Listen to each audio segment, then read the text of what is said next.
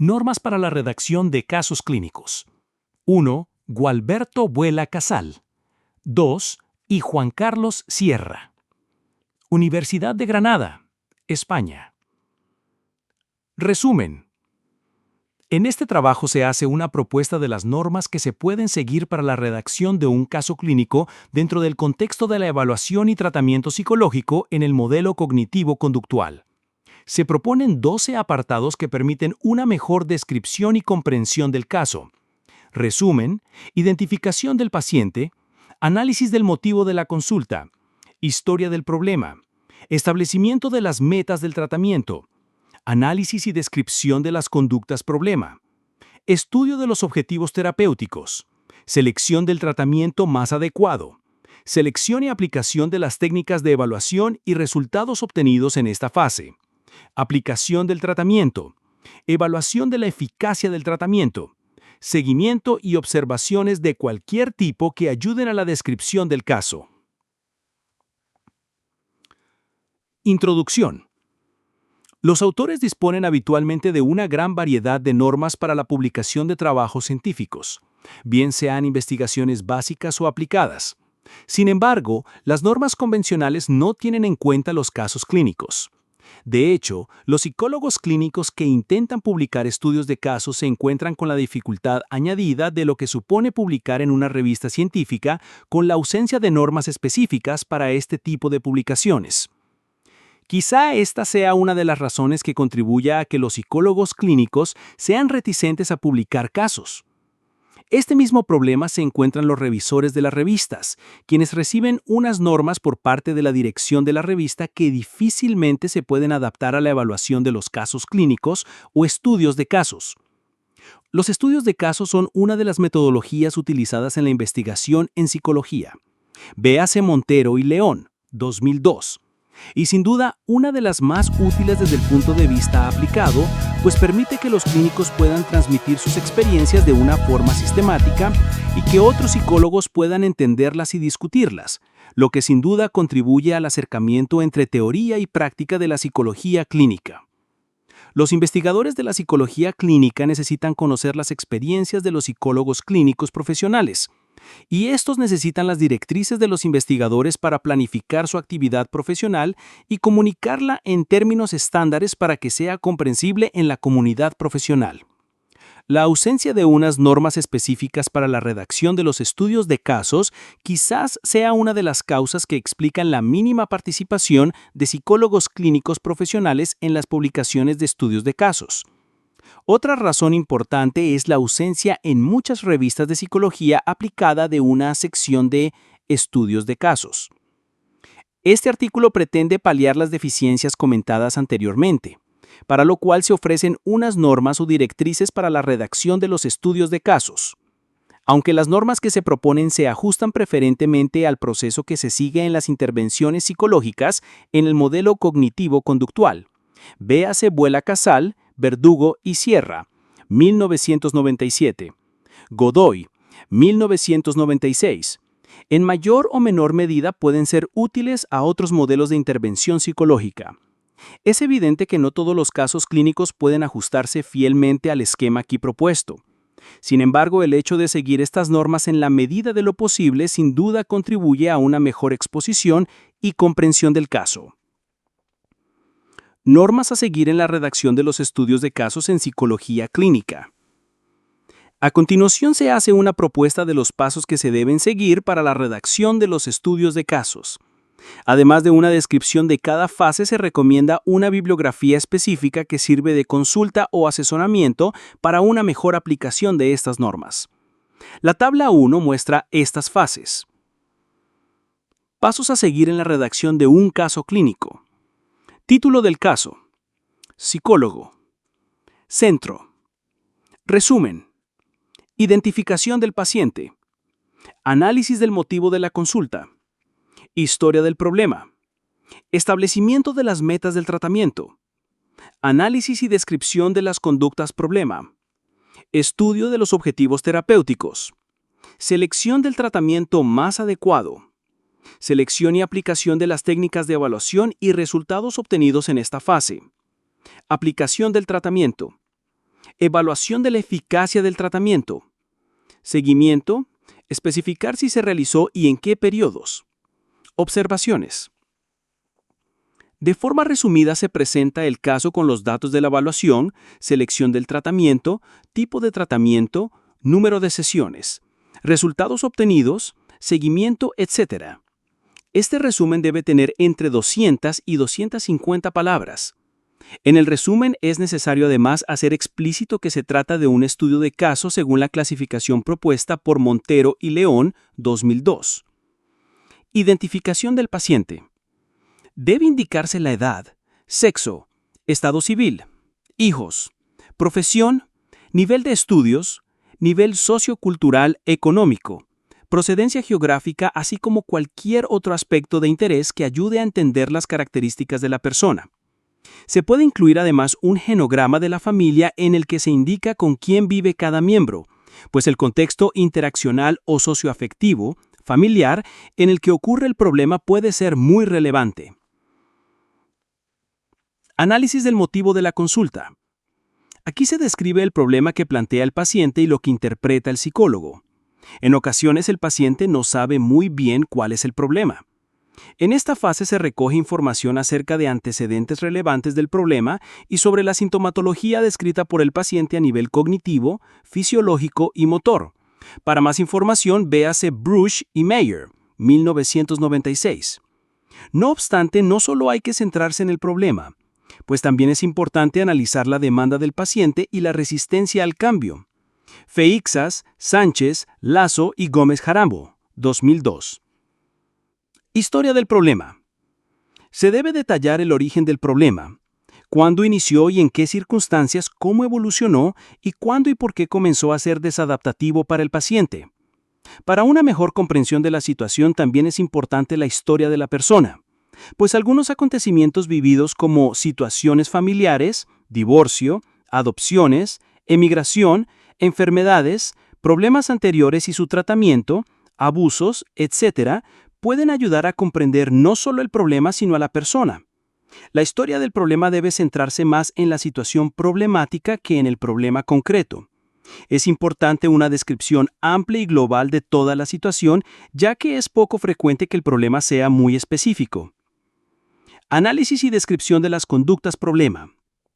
Se definen de forma operativa las conductas problema y las variables relacionadas, otras conductas, variables biológicas, ambientales, físicas y sociales. Además, debe especificarse si se trata de eliminar o disminuir, implantar o incrementar una o más conductas. Véase Vuela Casal y et al., 1997. Establecimiento de las metas del tratamiento. Se trata de establecer metas clínicamente relevantes que deben ser negociadas con el paciente, teniendo en cuenta que se considera un comportamiento adaptativo y con los propios planes, objetivos y proyectos vitales del paciente. Esto debe estar en función del ambiente en el que interactúa el paciente, pues un comportamiento puede ser más o menos adaptativo en función de cada sujeto y del ambiente en el que interactúa. Para más información, véase Godoy, 1996. Además del nivel de adaptación, deben tenerse en cuenta los beneficios directos e indirectos que de alguna manera mantienen dichas conductas y la necesidad de modificarlas. Estudio de los objetivos terapéuticos. Aquí hay que describir cuáles son las conductas objeto de intervención, diferenciándolas de las conductas meta, las que se pretenden cambiar, eliminar o implantar. Para alcanzar las metas de tratamiento es necesario intervenir sobre las conductas objeto. Véase Vuela Casal y et al., 1997. Teniendo en cuenta que en la realidad no hay linealidad en la acción, se debería poder explicar las variables tanto a nivel de características como de repertorios o condiciones, de manera que el objetivo terapéutico, que en sí es difícil de establecer, pueda ser mejor especificado en función de criterios de logro en relación a lo que el paciente necesita, desea o puede.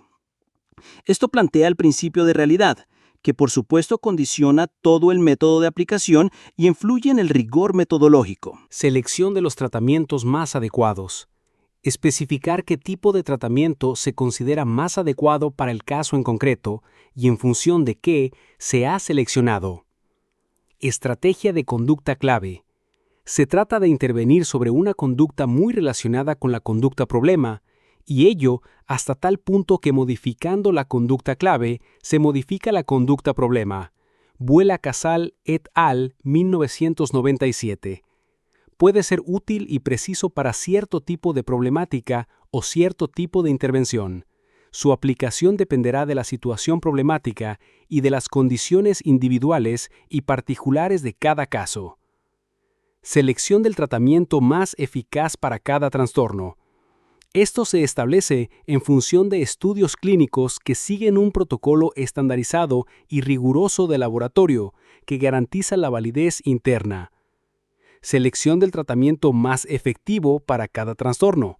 Este puede establecerse en función de juicio de expertos o bien por metaanálisis de publicaciones sobre tratamientos psicológicos.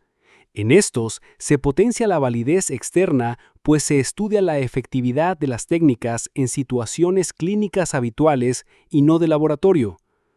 Para más información sobre los dos anteriores, véase Vados, García y Fuste, 2002, Builder, 1998, Echeburúa y Corral, 2001, Fernández Hermida y Pérez Álvarez, 2001, Hamilton y Dobson, 2001, Méndez, 2001, y Pérez Álvarez y Fernández Hermida, 2001. Análisis funcional. Análisis de los factores causales, conductas, variables sociales, ambientales y orgánicas que tienen relación y que por tanto son causa y/o mantienen la conducta problema. El análisis funcional debe ser entendido aquí en su sentido más amplio, dando incluso cabida a exposiciones narrativas sobre las cuales puede hacerse un análisis funcional. No debe limitarse al modelo lineal del análisis funcional, pues también puede considerarse un análisis contingencial, en el que no solo influyen conductas, consecuencias, etc., sino también repertorios, competencias, etc., como condición básica para poder explicar las razones de los comportamientos. Modelo de selección diferencial del tratamiento psicológico. Seleccionar el tratamiento más adecuado en función de a. Las variables predeterminantes. Estas se refieren a las variables relacionadas con el diagnóstico y otras variables. Variables interpersonales, factores ambientales y las expectativas. B. El contexto del tratamiento. C. La relación paciente-terapeuta. D. La intervención específica. Builder, 1989. Otros. Si la selección no se realizó en relación a las estrategias anteriores, explicar en función de qué se seleccionó el tratamiento.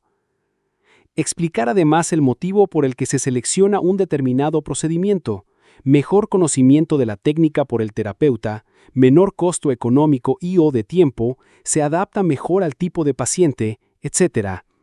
En esta fase, también debe hacerse explícito con quién se trabajó. Muchos problemas es mejor trabajarlos incluyendo la familia o la pareja en el tratamiento. A veces, un tratamiento grupal puede ser el más conveniente u otros redes, comunidad, etc. En muchos casos es útil trabajar con las relaciones para abordar síntomas individuales. Véase, por ejemplo, Jones y Assen, 2000. Es necesario aclarar que puede parecer una incongruencia el hecho de seleccionar primero el tipo de tratamiento y luego las técnicas de evaluación. Sin embargo, esto es correcto, pues distintos tipos de tratamiento predeterminan la evaluación. Por ejemplo, no es lo mismo diseñar y aplicar una autoobservación con una finalidad de evaluación pre-post de la conducta problema que una autoobservación para planificar un análisis funcional. Selección y aplicación de las técnicas de evaluación y análisis de los resultados obtenidos en esta fase. En función del tipo y características de paciente, del problema y del tipo de selección del tratamiento, se seleccionan las técnicas de evaluación. Se exponen los resultados obtenidos y en función de ello se revisan las fases anteriores, pues podría ocurrir que en función de la evaluación se replantee la información en una o más de las fases anteriores. Para más información, véase Vuela Casal, Caballo y Sierra, 1996, Vuela Casal y Sierra, 1997 y 2001, Jensen, 1996, Echeburúa y Corral, 2001, y Labrador, Echeburúa y Becoña, 2000.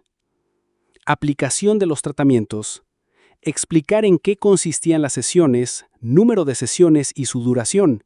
Es importante indicar si el número de sesiones aplicadas de una técnica es suficiente para alcanzar el umbral de eficacia de la técnica, cómo se aplicaron, dificultades del seguimiento de la técnica por el paciente, etc.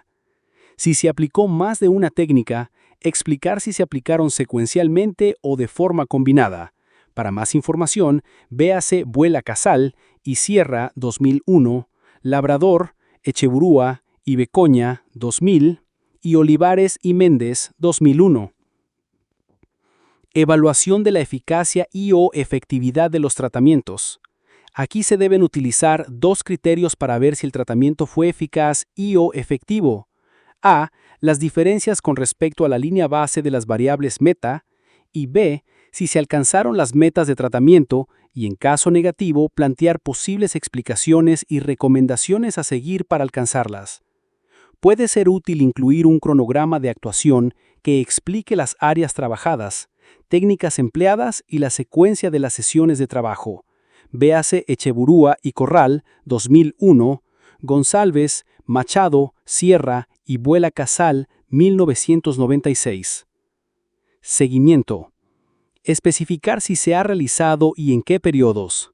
En el caso de producirse cambios en el seguimiento, tratar de explicar los motivos y dar recomendaciones de cómo proceder. Se recomienda utilizar periodos de seguimiento de 3, 6, 9 o 12 meses. Es evidente que los tiempos de seguimiento deben adecuarse al problema. Observaciones. Cualquiera que considere importante el psicólogo, por ejemplo, si el seguimiento de las pautas del programa de tratamiento por parte del paciente fue adecuado. Macía y Méndez, 1996.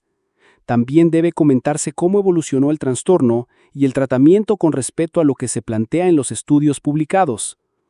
También es importante especificar si se realizó el consentimiento informado, es decir, si se le explicó al paciente los efectos, ventajas e inconvenientes que tiene la aplicación del tratamiento seleccionado, las distintas opciones de tratamiento y si el paciente aceptó este tipo de tratamiento y sus efectos. Nota: los autores soliciten a los lectores cualquier tipo de comentario que contribuya a la mejora de estas normas.